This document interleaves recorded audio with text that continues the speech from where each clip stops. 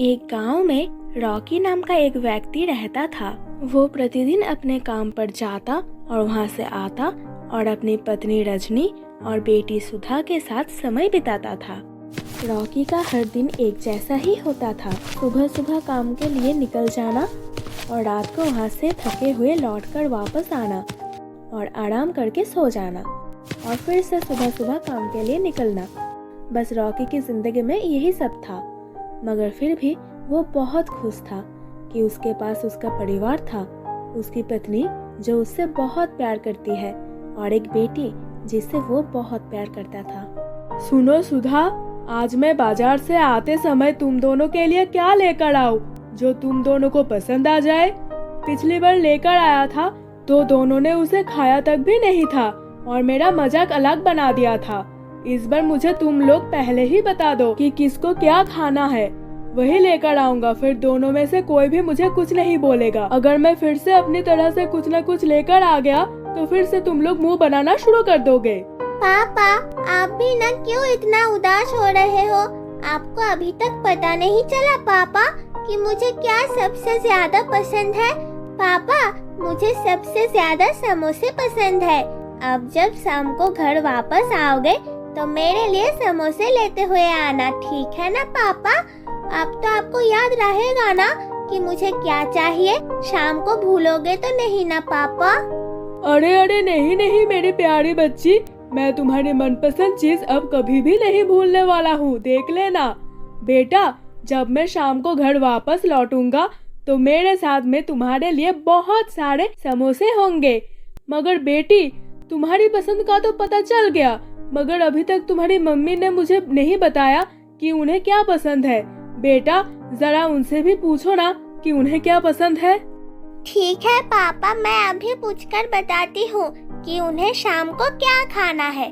आप अब बस 2 मिनट इंतजार करिए। ऐसा कहकर वो अपनी माँ रजनी के पास जाती है। माँ, पापा पूछ रहे हैं कि आपको शाम को क्या खाना है। जल्दी बताइए ना, पापा को देर हो रही है। जल्दी बताइए ना मम्मी, क्या मंगवाना है आपको? बेटी, तुम उनसे जाकर कह दो कि मुझे कुछ भी नहीं चाहिए। वो जो भी लेकर आएंगे मैं वही खा लूंगी, ठीक है ना बेटी? उनसे कहना इस बारे में ज्यादा ना सोचे और जल्दी से काम पर चले जाए, वरना उन्हें देर हो जाएगी, ठीक है ना मेरी बच्ची?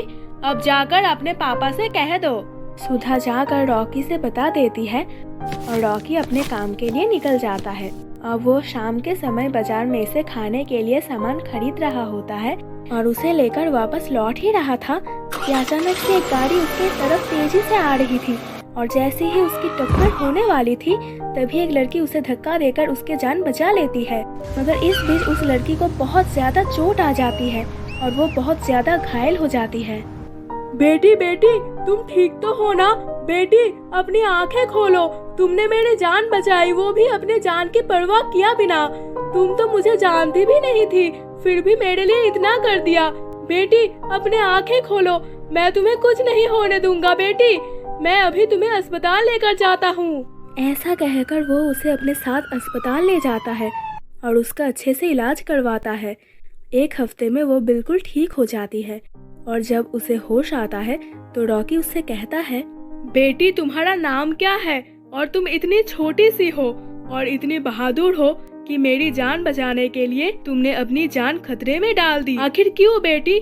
यहाँ तो कोई किसी के लिए बिना मतलब के कुछ भी नहीं करता है। साहिब जी, मेरा नाम लक्ष्मी है और मैंने आपकी जान इसलिए बचाई क्योंकि एक हादसे में मेरे माता पिता भी ऐसे ही मारे गए थे और वो मुझे हमेशा के लिए यहाँ पर अकेला छोड़ गए। तब से मैं ये नहीं चाहती थी कि मेरे माँ पापा की तरह किसी और की भी मौत हो। बेटी, अब तुम रहती कहाँ हो? क्या तुम्हारा कोई रिश्तेदार नहीं है जिसके साथ तुम रहती हो? नहीं साहब जी, मेरा इस दुनिया में कोई नहीं है, मैं अकेला ही रहती हूँ। बेटी, आज से तुम फिक्र मत करना, अब से तुम मेरी बेटी हो और मेरे साथ मेरे घर पर रहोगी।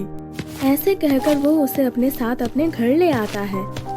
मगर इस बात से उसकी पत्नी बहुत ज्यादा नाखुश हो जाती है कि आखिर वो किसी भी राह चलती लड़की को अपने घर कैसे ला सकते हैं। रजनी, तुम नहीं जानती, आज मैं अगर जिंदा हूँ तो सिर्फ लक्ष्मी की वजह से, वरना मैं तो मर गया होता। और रजनी, मैं चाहता हूँ कि तुम लक्ष्मी को भी माँ जैसा प्यार दो और उसे अपनी बेटी मानो। आओ लक्ष्मी, आपसे हम दोनों बहन है ना, तो क्या तुम मेरे साथ नहीं खेलोगी? सुधा और लक्ष्मी दोनों साथ में खेलने लगे। अब रजनी को ये बात जरा सा भी पसंद नहीं आ रही थी। वो बस अपनी बेटी से प्यार करती थी। वो लक्ष्मी को हर वक्त मारती रहती थी और दिन भर उससे काम करवाती रहती थी। धीरे धीरे समय बीतता गया और दोनों लड़की अब जवान हो गई थी, मगर रजनी की ईर्ष्या अभी भी खत्म नहीं हुई थी। वो बस उसे किसी भी तरह से घर से बाहर करना चाहती थी, मगर ऐसा ना हो पाया। अब रजनी अपनी बेटी की शादी के लिए रिश्ता देखने लगी। बेटी सुधा, अब तुम तैयार हो जाओ, आज लड़के वाले तुम्हें देखने के लिए आ रहे हैं। जा लक्ष्मी, मेरी बेटी को एकदम सजा धजा कर लेकर आ। बहुत ही अमीर घर से रिश्ता आया है, मना नहीं होना चाहिए, पहली बार में ही उसे पसंद आ जानी चाहिए। ठीक है माँ, मैं सुधा को सजाकर लेकर आती हूँ। लक्ष्मी उसे अच्छे से तैयार करती है और लड़के वाले आ जाते हैं। लड़के वाले सुधा को ना पसंद करके लक्ष्मी के रिश्ता के बात करने लगते हैं। ये बात रजनी को बहुत गुस्सा दिला देती है और वो लड़के वाले को मना करके उनसे जाने के लिए कह देती है। इसका कुछ तो करना पड़ेगा मुझे, ये ऐसे नहीं मानेगी। मेरी बेटी के हिस्से की चीज लेना चाहती है, पर मैं उसे इस सब में कामयाब नहीं होने दूंगी। अगले दिन जब लक्ष्मी सो रही होती है तो रजनी उसके मुंह पर तेजाब डाल देती है और उसका चेहरा खराब कर देती है। लक्ष्मी दर्द से तड़प रही होती है। रॉकी उसे अस्पताल ले जाता है। डॉक्टर लक्ष्मी का इलाज करते हैं। देखिए रॉकी जी, हम आपको झूठा दिलासा तो नहीं देंगे, पर आपकी बेटी का चेहरा पूरी तरह बिगड़ गया है, जिसे ठीक करना हमारे बस की बात नहीं है। इसे तो आप कोई चमत्कार ही ठीक कर सकता है। लक्ष्मी ये बात सुन लेती है और आईने में अपना चेहरा देखती है। अपने चेहरे देख उसे बहुत गुस्सा आता है। मुझे नहीं जीना, पहले तो मेरे माँ बाप छीन लिए, अब मेरा चेहरा भी। मुझे नहीं चाहिए ये बदसूरत चेहरा। लक्ष्मी अस्पताल से निकलकर रोते रोते जंगल में चली जाती है। वो एक पेड़ के नीचे बैठी हो रही थी, तभी एक परी उसके पास आती है।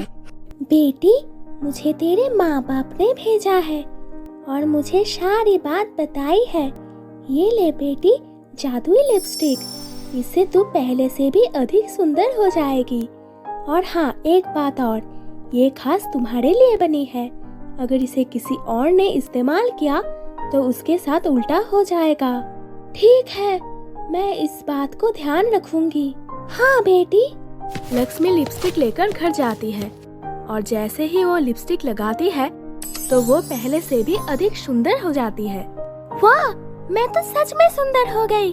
बहुत बहुत शुक्रिया जादुई परी, इस जादुई लिपस्टिक के लिए। अब मैं इसे हमेशा संभाल कर रखूंगी। ये सब रजनी खिड़की से देख लेती है।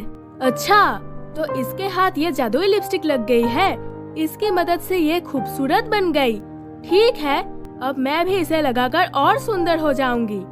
ऐसा कहकर वो उसे चुपके से चुरा लेती है और जब वो अपने कमरे में जाकर उसे लगाती है तो उसका चेहरा ऐसा हो जाता है जैसे उसके चेहरे पर तेजाब गिराया हो।